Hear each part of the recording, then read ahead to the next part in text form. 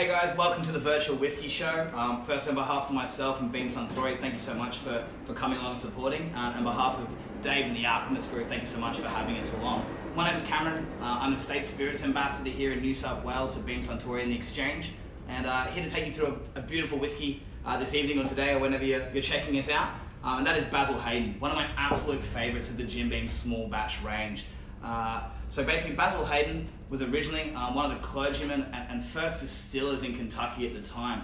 Back in the day, the government was giving these big leases of land out in Kentucky for people to become farmers and to transport and grow their grain and supply the country.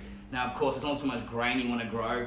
Grains can be attacked by pests, it's hard to store. So these guys realized they could distill, make moonshine, and sell a bit more moonshine than they could grain.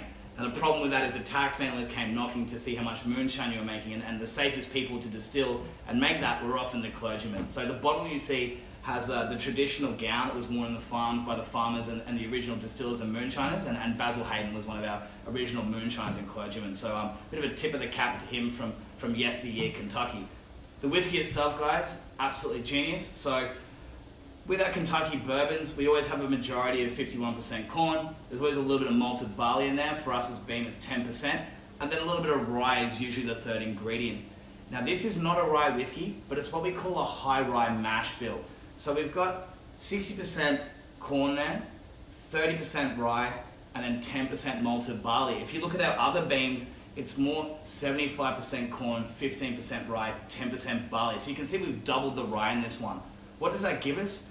Rye gives us this lovely sort of fruity, floral, lovely light sweet nose at front, and then at the back gives us this spicy punch and this dryness. So it really is the whole gambit of flavors and a much more intense style of whiskey.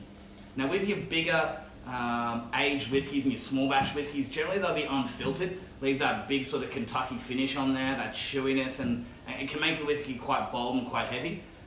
With the Basil Hayden, we've actually softened that out and given it a chill filtration. So we've still got those big flavors, but a lovely soft finish. And it really is more that soft caramel and sort of soft vanilla note that you really love about your more easy drinking whiskies. So that lovely little twist we do where we hear the cork come off a fresh bottle, guys. Exciting, right?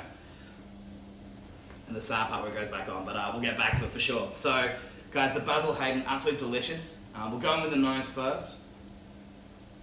For me, I get lovely candied orange, liquor honey, some herbs in there like lavender and stuff, and there's a little bit of star anise.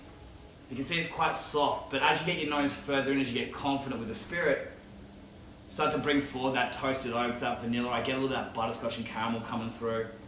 Some of that tropical fruit starts to appear that we expect from that American oak, that pineapple's coming through a little. And then let's go to the finish, see if we get that rye finish.